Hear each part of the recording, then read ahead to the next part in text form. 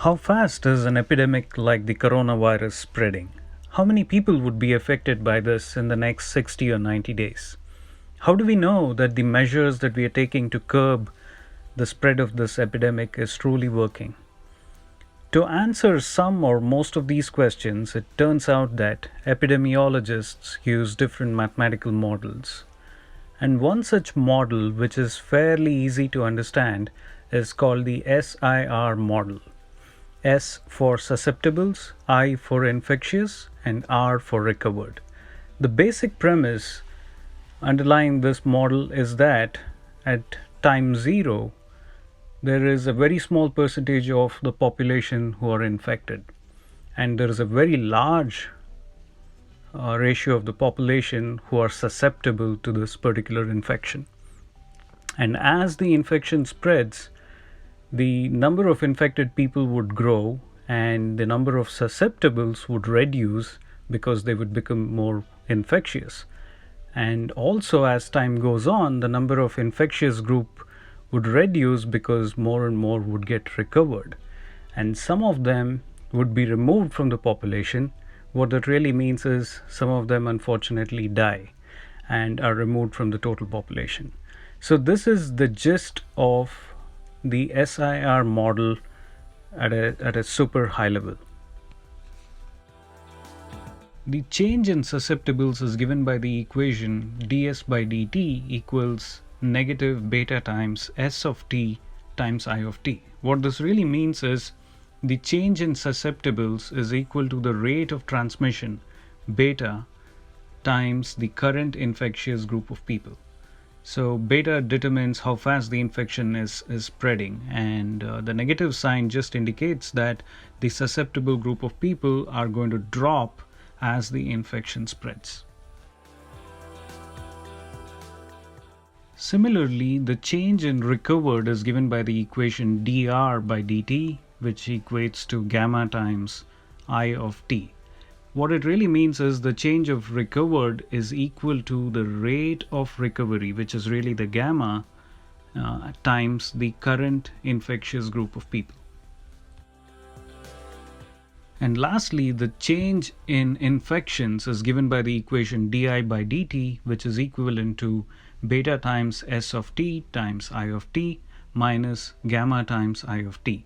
What this really means is the total change in the infectious people is equal to the change in the number of people becoming infectious from the susceptible group minus the change in the number of people recovered. So those who are recovered are going away from this group of total infectious population.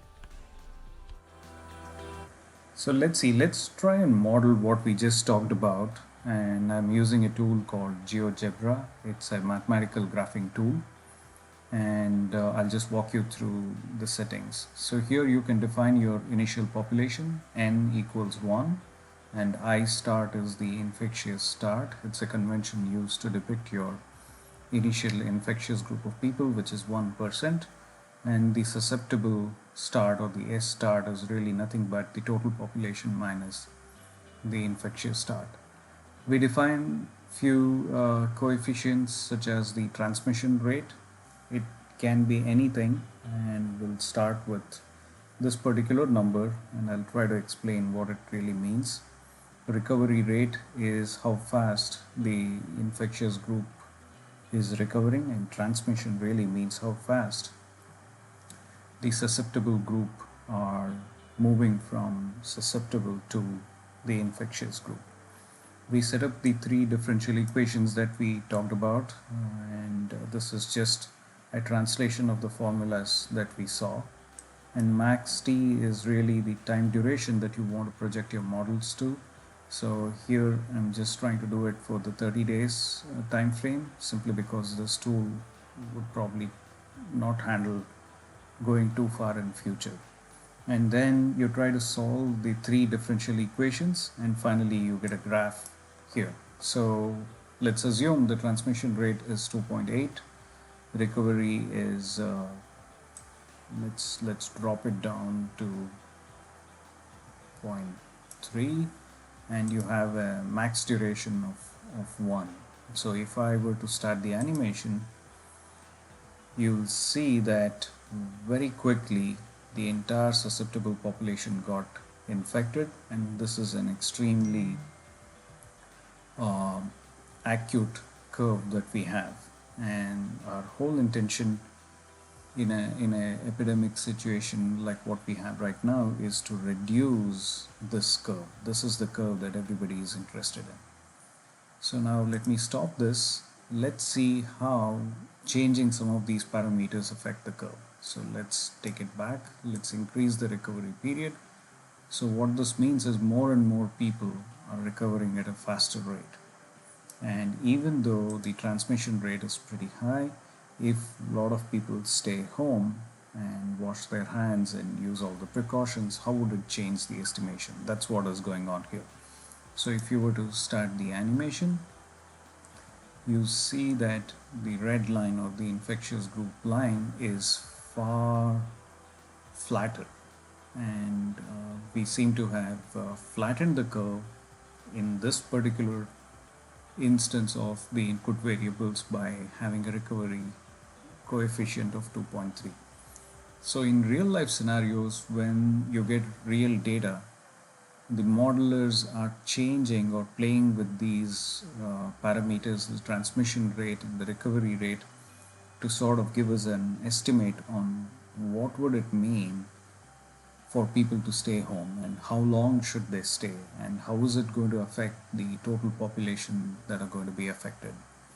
So here's just an illustration of how you could use a model like this to predict or to estimate the number of people that would be affected. The interesting part of this model is you can not only use it to model epidemics, you can also use it to model how fast your product is, for instance, reaching your audience, and was the advertisements that you put out on the media effective or not? How many people did it reach? How long is it going to take for your market capitalization? So you can use this model or use the techniques here for a wide variety of applications. So I just wanted to share this, and thanks for watching.